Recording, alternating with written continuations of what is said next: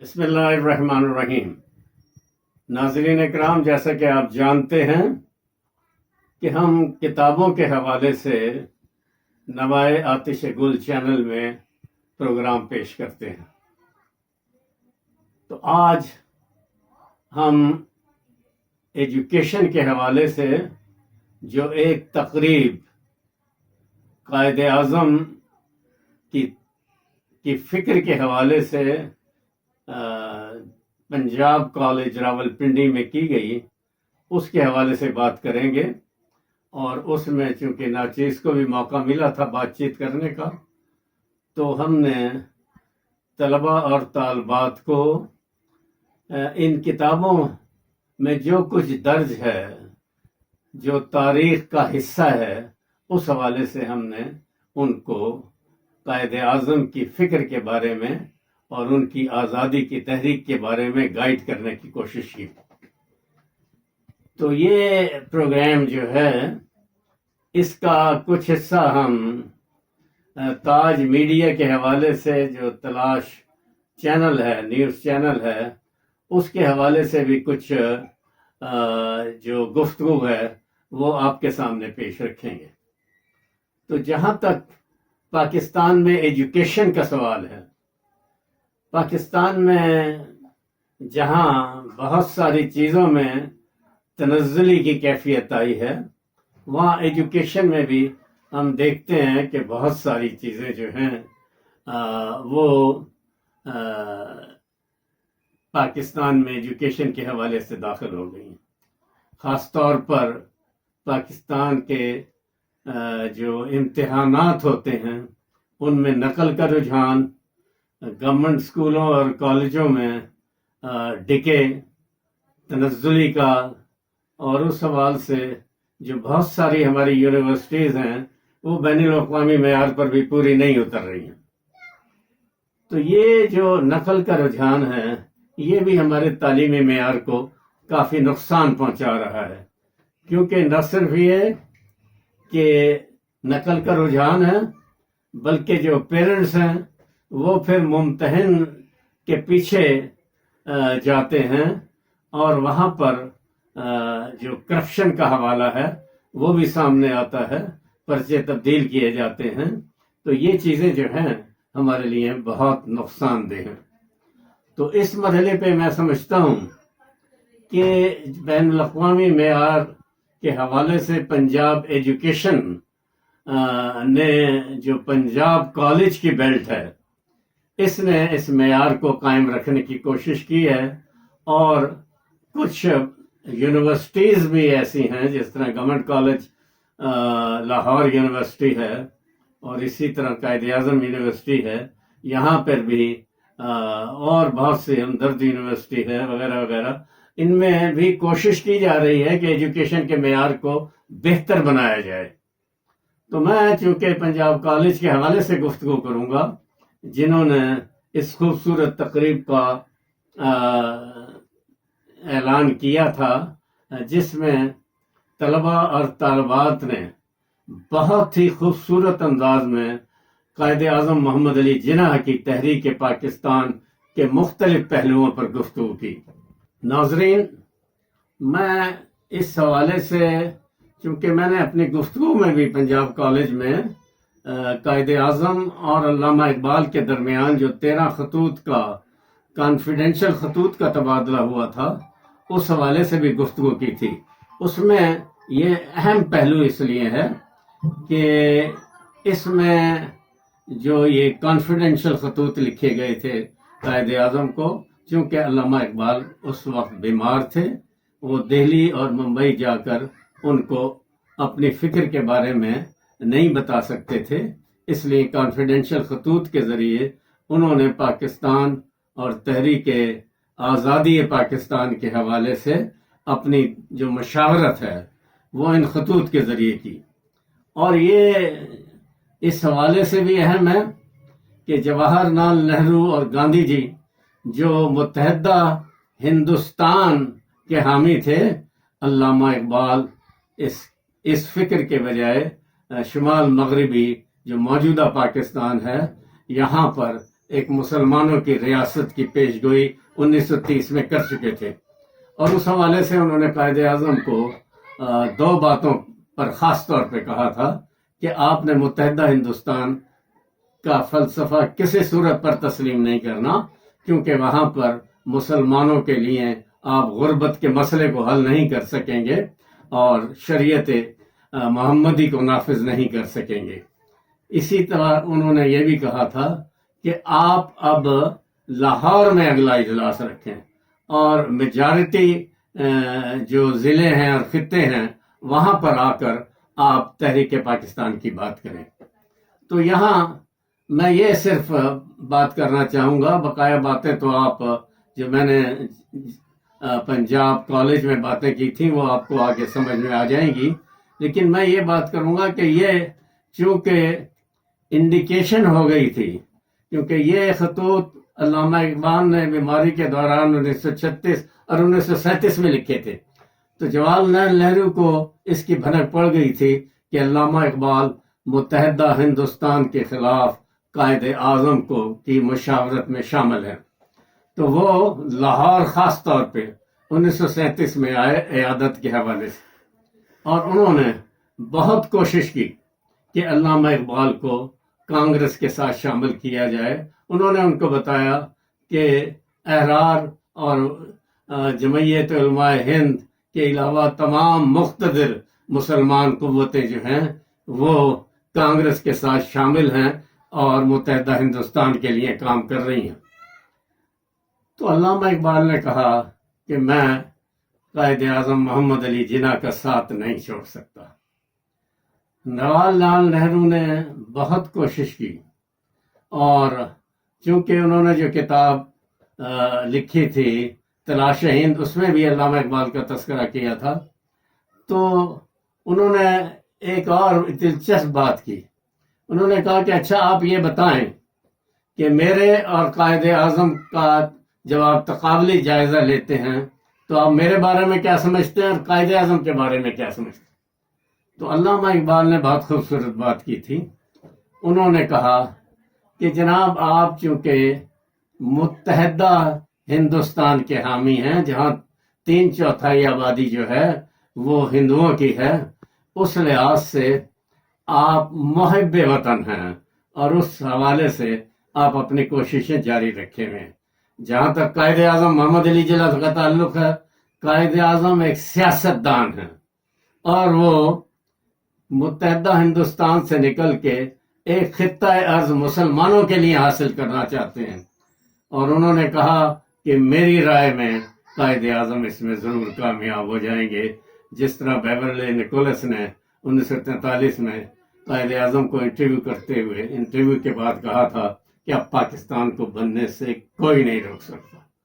تو میں مبارکباد دیتا ہوں پنجاب کالج کو، جن کا ایجوکیشن کا سٹینڈرڈ روز بروز آگے بڑھ رہا ہے، اور یہاں سے بیشتر جو ٹاپرز ہیں وہ سرکاری ملازمتوں میں بھی جا رہے ہیں، اور اس لحاظ سے میں سمجھتا ہوں کہ آئندہ ایک امید کی جا سکتی ہے کہ پاکستان میں ایجوکیشن کا سٹینڈرڈ جو ہے وہ زیادہ بہتر ہوگا۔ بہت شکریہ۔ تقریب کے گیسٹ آف آنر اور ہماری تقریب کے چیف گیسٹ میں ملتمس ہوں رانا عبدالباقی، چیئرمین جناح اقبال ساؤتھ ایشین فورم کے اسٹیج پر آئیں اور تقریب سے خطاب فرمائیں۔ آپ کی بھرپور تالیوں میں مہمان خصوصی رانا عبدالباقی۔ بسم اللہ الرحمن الرحیم۔ معزز اساتذہ کرام، مہمانان گرامی، طلباء و طالبات، السلام علیکم۔ سب سے پہلے تو میں پنجاب کالج کو مبارکباد دوں گا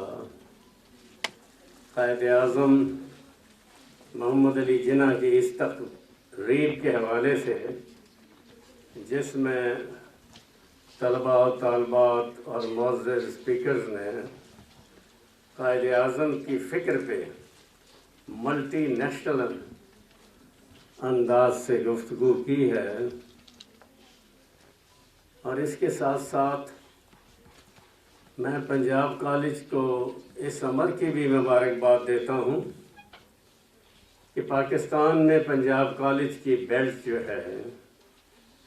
وہ ایک بہت ہی پرائم بیٹ کے طور پہ سامنے آئی ہے، اور اس انسٹیٹیوشن سے ٹاپر کرنے والے طلباء و طالبات پاکستان کی سروسز میں بہت ہی اچھی پوزیشنوں پہ فائز ہوئے ہیں۔ تو یہ ایک ایسے وقت جبکہ پاکستان میں ایجوکیشن کا معیار گورنمنٹ انسٹیٹیوشنز میں کافی ڈکے کا شکار ہے، پنجاب کالج نے یقیناً اس پروسیس کو اب آگے بڑھایا ہے اور اس کے لیے وہ مبارکباد کے مستحق ہیں۔ یہاں میں ایک چھوٹی سی ذاتی مثال بھی دینا چاہوں گا کہ ٹاپر تو آگے جاتے ہی ہیں، لیکن میں دو بچیوں کے حوالے سے بات کروں گا جنہوں نے اے گریڈ میں ایف ایس سی کیا۔ ایک 5 سال قبل ایف ایس سی کر کے اس کو گورنمنٹ انسٹیٹیوشنز میں انٹرویو کے لیے دعوت نامہ نہیں ملا کیونکہ وہ اے گریڈ میں پاس ہوئی تھی۔ اس نے پھر اسلام آباد میڈیکل اینڈ ڈینٹل کالج میں اپلائی کیا، جہاں انٹرویو بورڈ میں اس کی فرسٹ پوزیشن آئی، اور انہوں نے کہا کہ آپ کو ایڈمیشن کیوں نہیں ملا؟ وہ محض نمبروں کی وجہ سے اس کو نہیں بلایا گیا، لیکن وہ 5 سال کے بعد ہر سال 75-74% مارکس لے کے آج وہ پمز میں ہاؤس آفسر کے طور پہ 1 سال کی آخری ٹریننگ لے رہی ہیں۔ یہ ڈاکٹر کشمالہ سجاد، اس نے راولپنڈی میں پنجاب میڈیکل کالج سے ایف ایس سی کیا۔ دوسری میں یہ کہنا چاہوں گا کہ دوسری بچی کا نام ہے رنوا علیزہ، جس نے گزشتہ سال 6 مہینے قبل ایف ایس سی کیا تھا پنجاب کالج راولپنڈی سے، اور یہ اس کو میرٹ پہ ایڈمیشن ملا ہے کینیڈین یونیورسٹی مسز ساگا میں، اور وہاں پر جب انہوں نے پہلا انٹروڈکشن سیمسٹر شروع ہونے سے پہلے کیا ہے،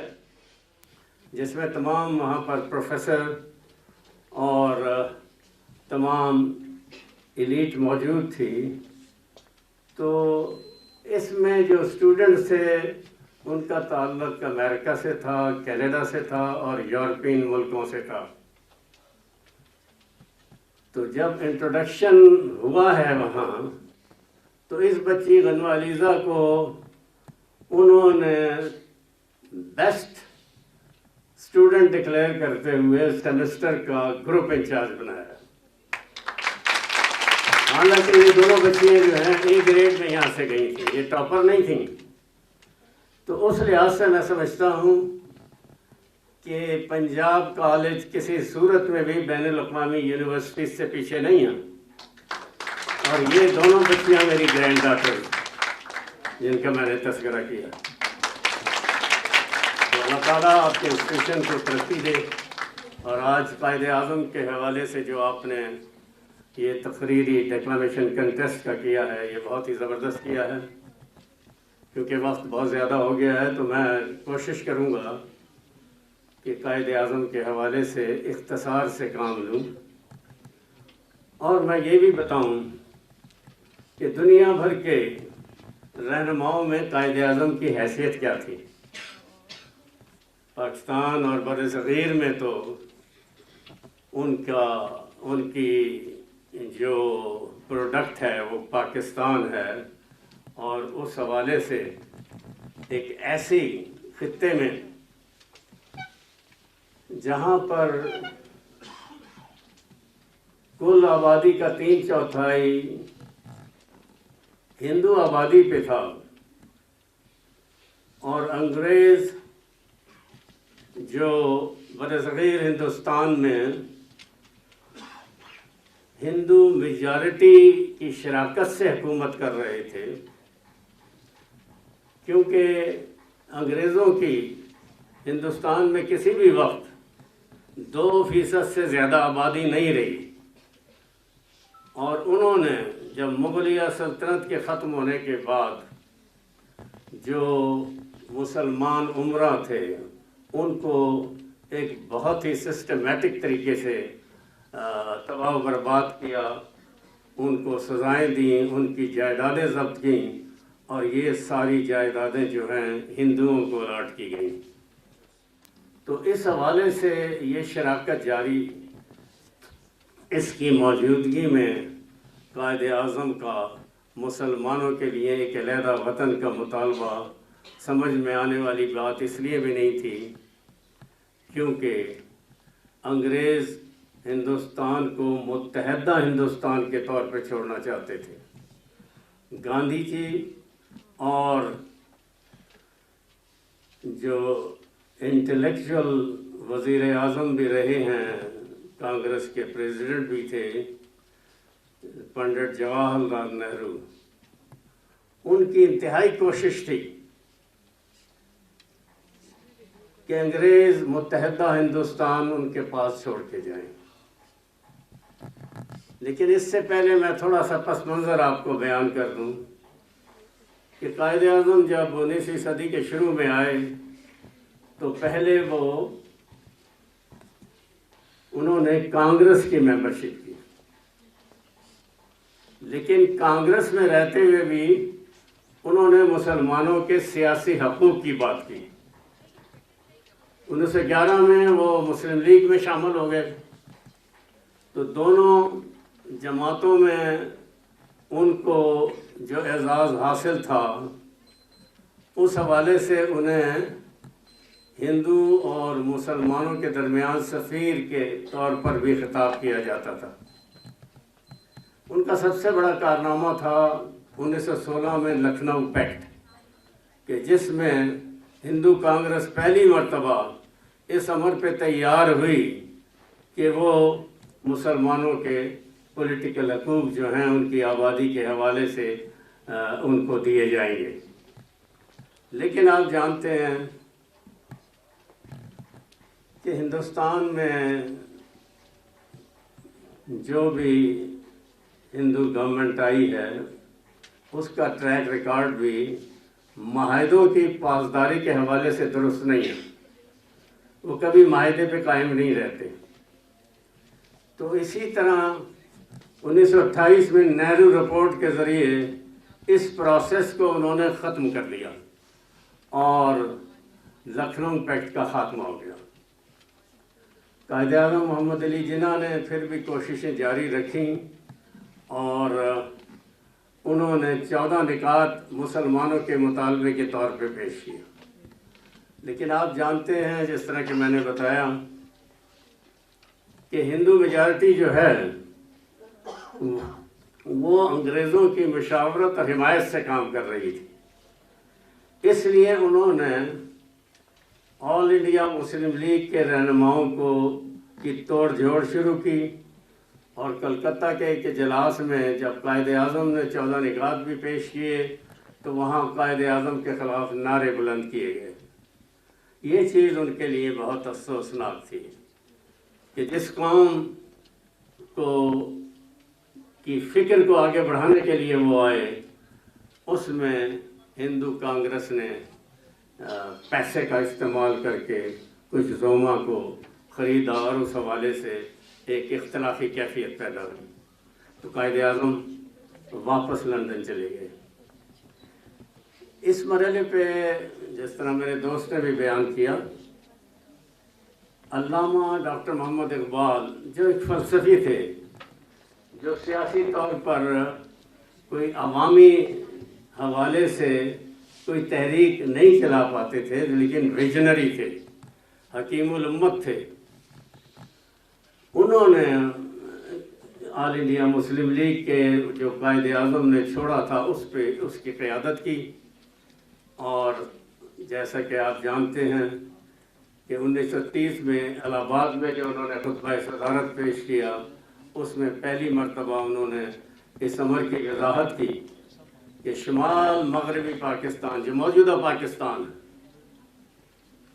اس میں چونکہ مسلمان اکثریت میں رہتے ہیں اس خطے میں، تو یہ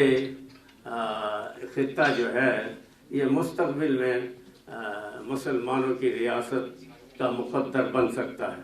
تو یہ وہ فکر تھی، پاکستان کی فکر تھی، جو بنیادی طور پہ آگے جا کر پاکستان کی شکل میں وجود میں آئی اور آج پاکستان یہاں قائم ہے. تو یہ جو علامہ اقبال بھی گول میز کانفرنس کے لیے پھر 1931 میں گئے، 3 کانفرنسیں گول میز کانفرنس سے لندن میں. پہلی کانفرنس میں قائد اعظم محمد علی جناح نے بھی شرکت کی، اور محمد علی جوہر جو ایک بڑی شخصیت تھے جنہوں نے خلافت موومنٹ ہندوستان میں چلائی تھی، وہ بھی وہاں موجود تھے لیکن بیمار تھے. انہوں نے پہلی کانفرنس میں آزادی کے حوالے سے بہت خوبصورت تقریر کی اور قائد اعظم سے بھی ملاقات ہوئی. تو انہوں نے وصیت کی، کیونکہ اس کے بعد کچھ عرصے میں وہ فوت ہو گئے،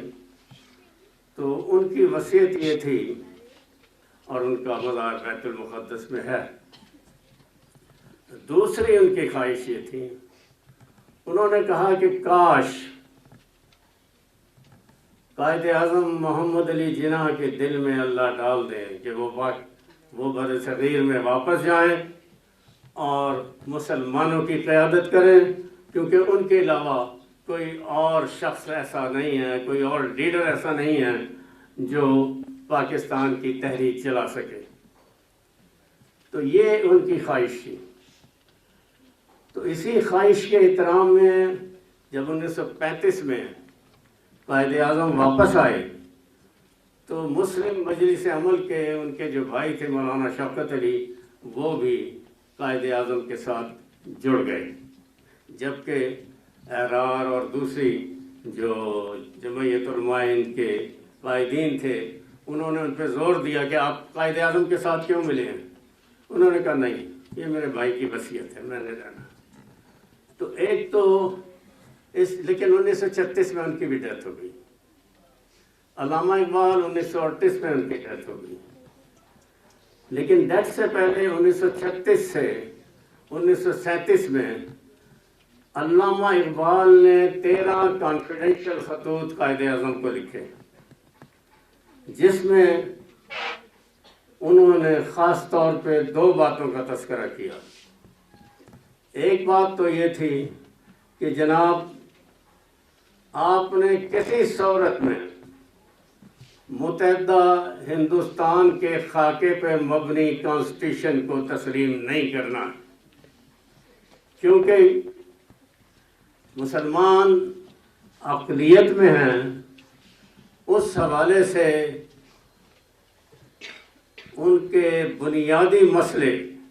غربت کو ختم نہیں کیا جا سکتا،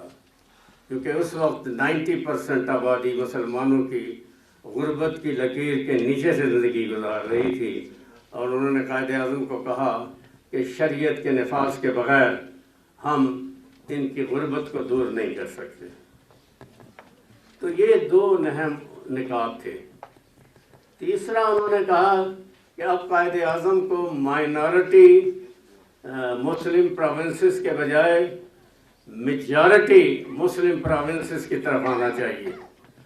کیونکہ اگر پاکستان بنے گا تو ان علاقوں میں بنے گا جن خطوں میں مسلمان اکثریت میں ہیں.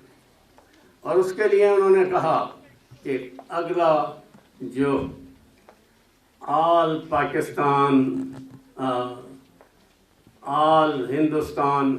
جو اجلاس ہے وہ آپ لاہور میں رکھیں۔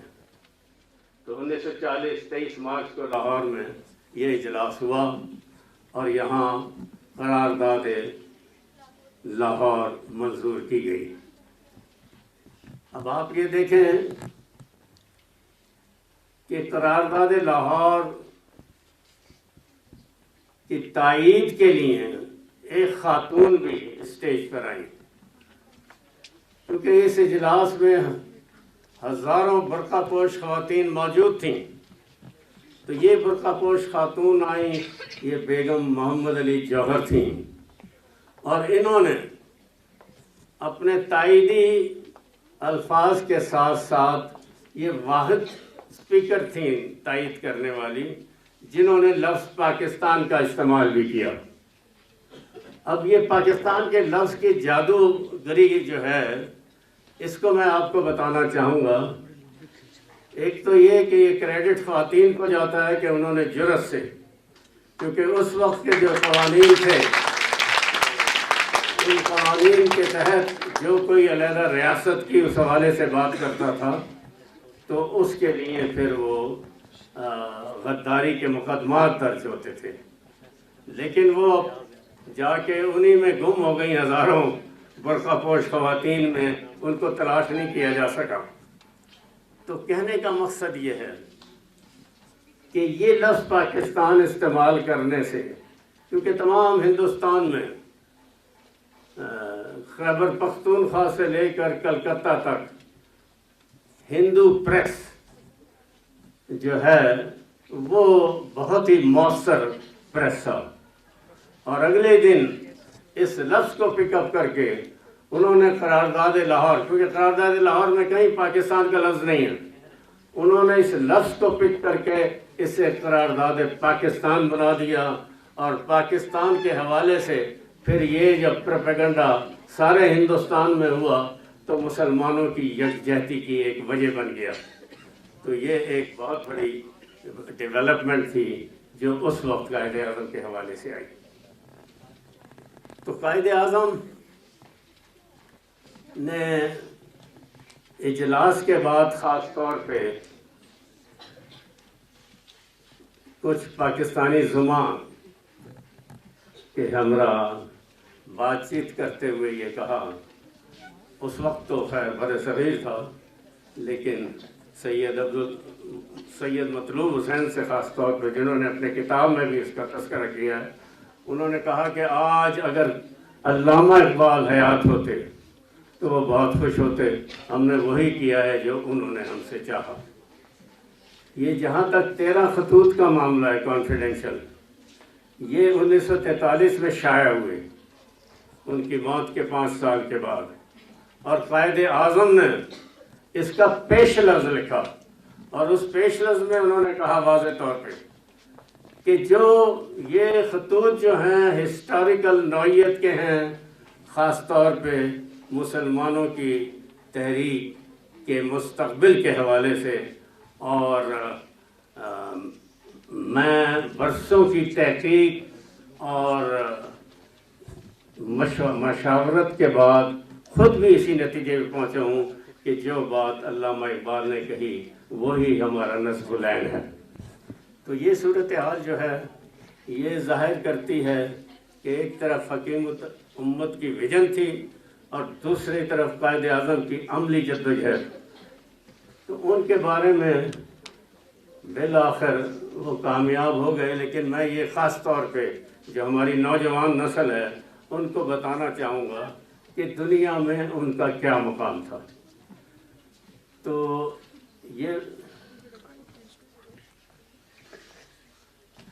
چھٹی ہونے والی ہے، میں بھی چھٹی کرنے والا ہوں، لیکن یہ بہت ضروری بات ہے جو میں نے بتانی ہے۔ اس کی وجہ یہ ہے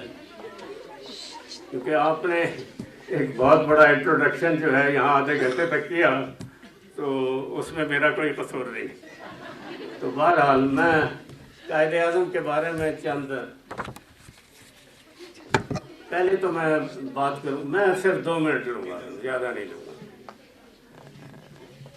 برطانوی صحافی بیول نکولس نے دسمبر 1943 میں قائد اعظم سے انٹرویو کی درخواست کی آدھے گھنٹے کے لیے. وہ انٹرویو 3 گھنٹے تک معلوم ہو گیا. اس انٹرویو کے بعد برطانوی صحافی نے کہا، پیشین گوئی کی، کہ پاکستان کو بننے سے کوئی نہیں روک سکتا. تو قائد اعظم نے کیا کہا تھا، میں اس انٹرویو کے سوال کے جواب میں وہ میں آپ کو پڑھ کے سنا دیتا ہوں.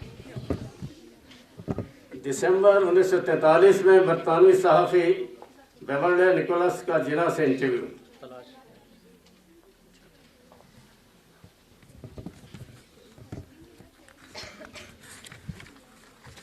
بیورلی نکولس کا سوال تھا، جب آپ مسلمانوں کو ایک قوم کہتے ہیں تو کیا آپ کے پیش نظر مذہب ہوتا ہے؟ جناح نے جواب دیا، آپ کو کسی حد تک معلوم ہونا چاہیے کہ اسلام صرف مذہبی عبادات یا اعتقادات کا نام نہیں ہے، بلکہ یہ ایک مکمل طریقہ حیات ہے. جب میں مسلمانوں کو ایک قوم کہتا ہوں تو زندگی کے تمام شعبے اور زندگی کی تمام ضروریات میرے پیش نظر ہوتی ہیں. مسلمان ایک علیحدہ قوم ہیں، ہر اعتبار سے ہماری تاریخ علیحدہ ہے، آئین سب یکسر مختلف ہے. ہم ہندوؤں سے ایک علیحدہ وجود ہیں. ہمارے نام، ہمارے کھانے، ہمارے اصول تعلیم، ہمارا خواتین کے ساتھ رویہ اور جانوروں سے متعلق نظریہ انتہائی مختلف ہے. انہوں نے مثال کے طور پہ کہا، ہندو گائے کو مقدس ماں تسلیم کرتے ہیں، جبکہ ہم گائے کا گوشت کھاتے ہیں، جس کی وجہ سے فرقہ وارانہ فسادات میں مسلمانوں کو جانی اور مالی نقصان اٹھانا پڑتا ہے. قائد اعظم کے بارے میں 2-3 کوٹیشنز اور میں آپ کو سنا دیتا ہوں، میں زیادہ بات نہیں کروں گا. قائد اعظم کے بارے میں کچھ ہمارے ہاں جو ابھی تک ہندو کانگریس کے اتحادی رہے ہیں، ابھی بھی قائد اعظم کو زر خرید انگریزوں کا غلام کہتے ہیں. اسی طرح ممبئی میں جب کانگریس کے ایک اجلاس میں تقریب ہو رہی تھی تو اس وقت اس اجلاس میں ایک مسلمان کانگریسی لیڈر، جن کا میں نام نہیں لینا چاہتا، انہوں نے قائد اعظم کو انگریزوں کا زر خرید غلام کہا. تو اس اجلاس میں موجود ایک خاتون سروجنی نائٹو، جو کانگریس کی اہم رکن تھیں، وہ فوراً اسٹیج پر آ گئیں اور انہوں نے اسٹیج پہ آ کر کہا اس مسلمان لیڈر کو متوجہ کرتے ہوئے کہ آپ نے کیا کہا، قائد اعظم زر خرید غلام ہے انگریزوں کا؟ انہوں نے کہا کہ میں غلام ہو سکتی ہوں، میرا خریدار ہو سکتا ہے، آپ کا خریدار ہو سکتا ہے، گاندھی اور نہرو کا بھی شاید سودا ہو سکتا ہے، لیکن قائد اعظم کو کوئی نہیں خرید سکتا. اسی طرح پاکستان کے موقع پر